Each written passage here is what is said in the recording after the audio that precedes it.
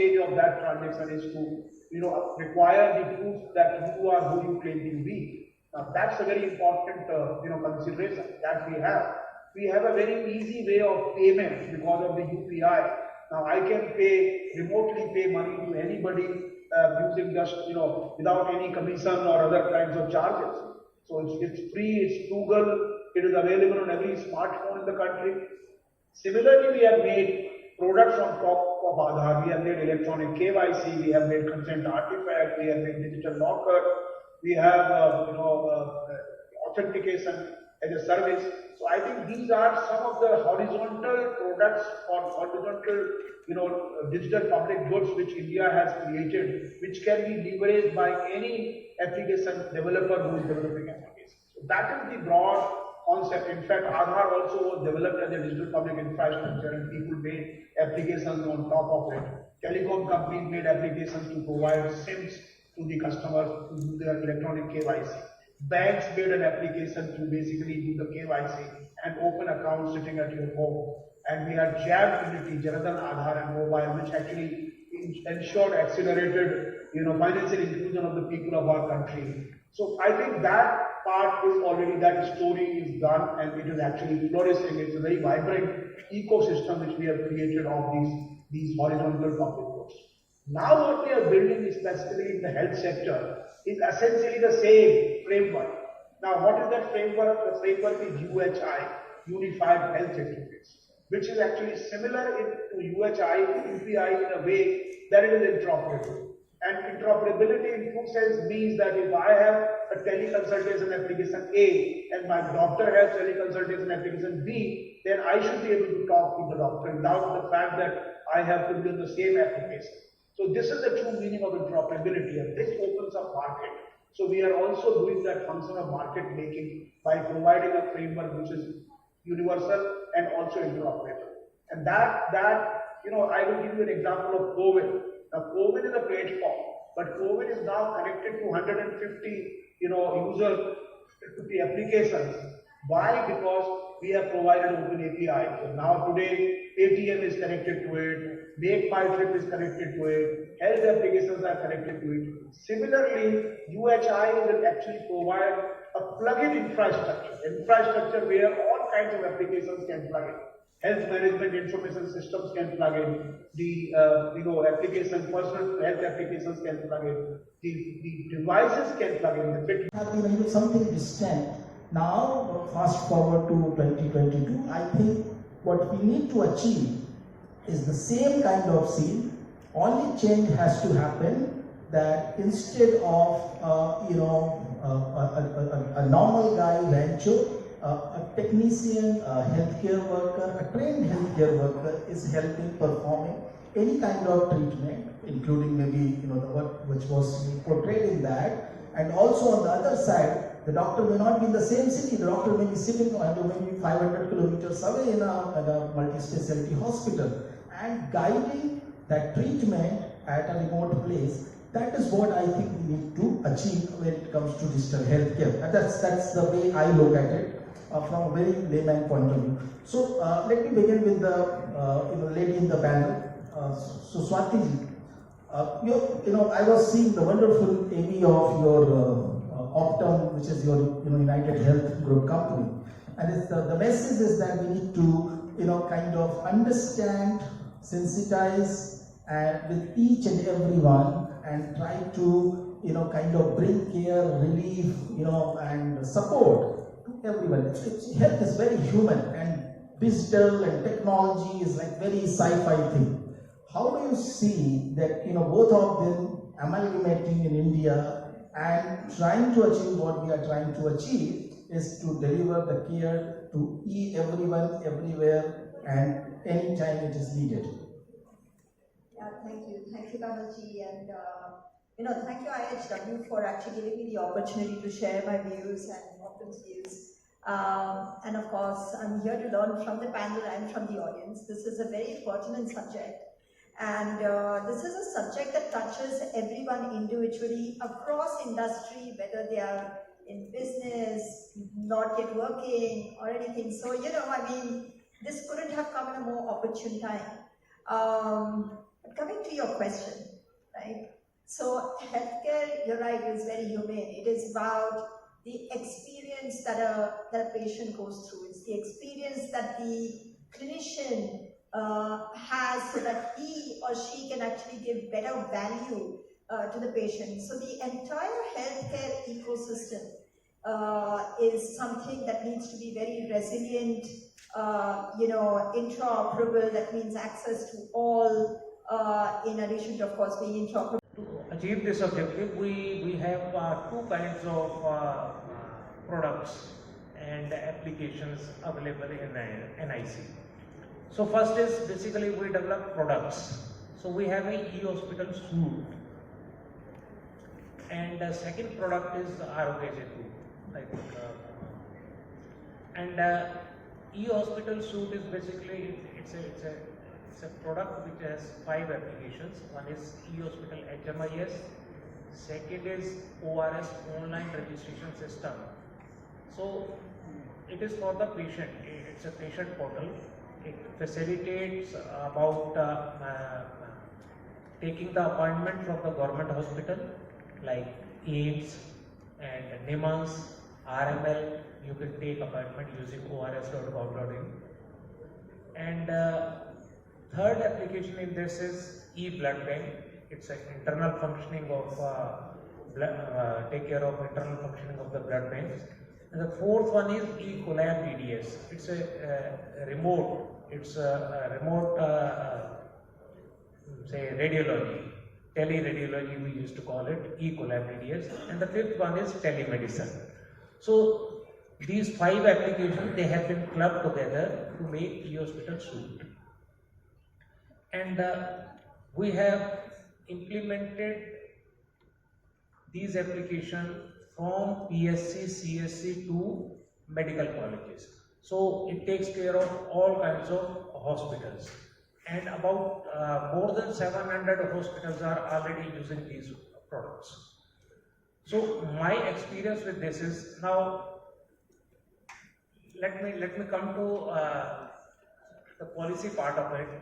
The government of India came up with one electronic health record standard, EHS standard, in 2016. And in 2017, there was metadata and data standards for health sector.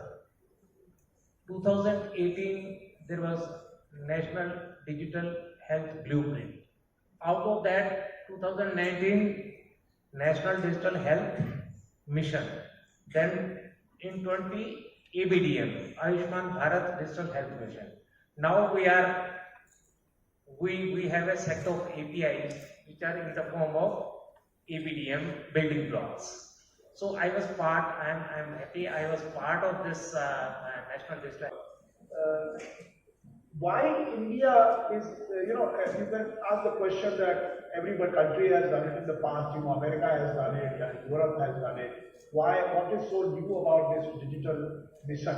Because everybody is digitized, American health system is largely digitized, European health systems are also digitized. What is so different? Actually, I want to propose to you and I want to assert that what we are doing is pretty unique in its, in its approach and its dimensions and its scale. Is it audible? So essentially, why we are able to, in what way is it different and why we are doing it the way we are doing it. So one is that from a very start, when we started our e-government journey, we had taken certain policy decisions.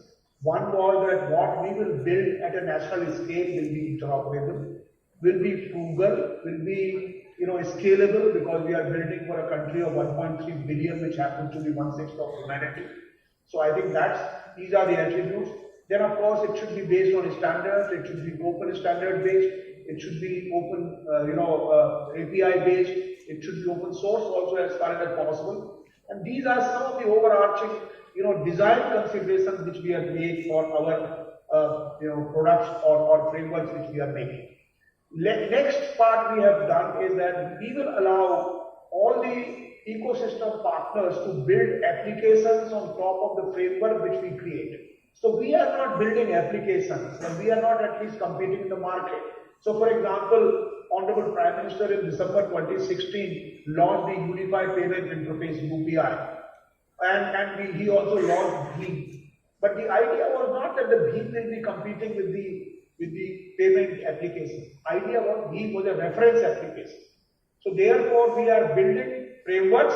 We are also building reference applications and making all those APIs and SDKs public so that people can easily make applications on top of that. That's the broad approach which we are taking.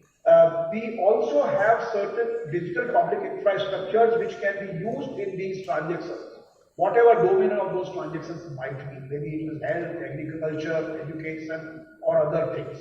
So, for example, we have made digital identity, which is Aadhaar.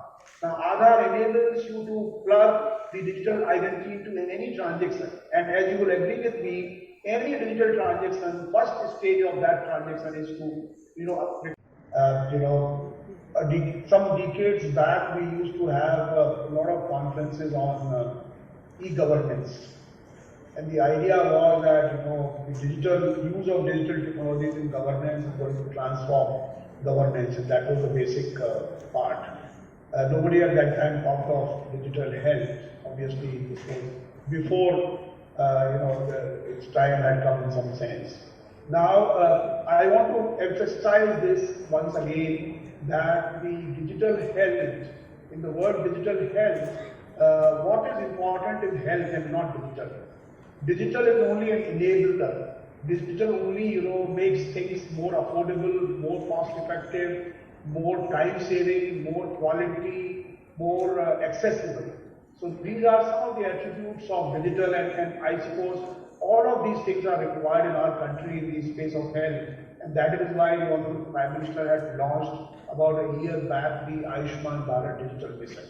And the overarching objective of this mission is to ensure that we are able to leverage digital technologies to the fullest extent. COVID has been a disastrous, impact on the entire world, and that had a disastrous impact also in our country. But I think one of the positive outcomes of COVID was increased use of digitalization in all sectors. We were not able to go out of our homes, and we had to consult our doctors, and therefore we were making video calls to the doctors. And of course, the fact that the data is very cheap in our country, we have mobile connections, we have 600 million smartphones, 800 million, more than 800 million internet connections. So all that makes it possible for us to communicate in a very effortless manner with doctors, with laboratories, with hospitals, and other kinds of things. Again, I think this has frozen, so I'm not very sure whether what I'm saying is going over to the audience there or not.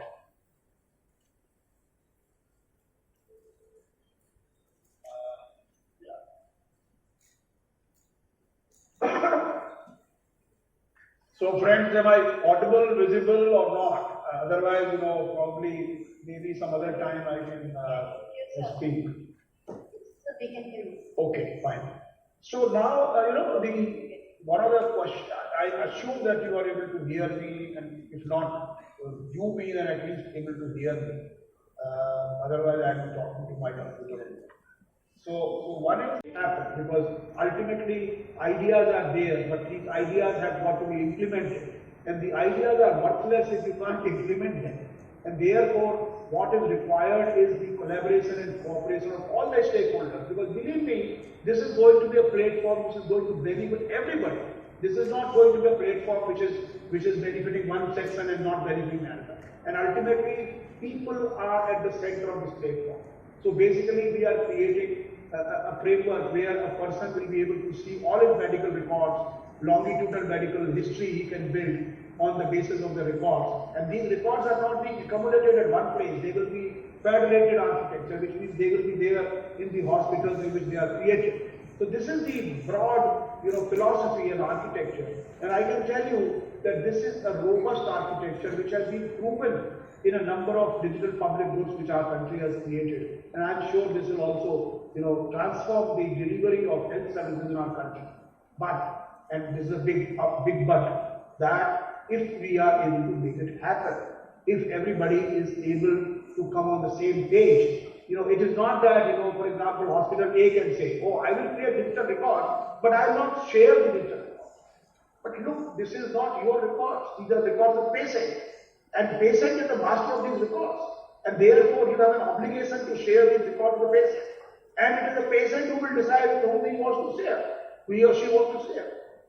Therefore, for creating this digital infrastructure, we will need the support of everybody. And I'm sure all the participants who are there in this conference, which is basically Digital Health Summit, and it is going to recognize the people, the persons and innovators in this space who have created wonderful applications.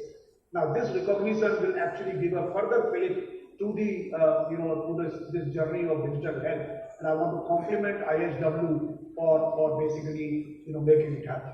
Thank you once again, friends, and have a very good conference ahead.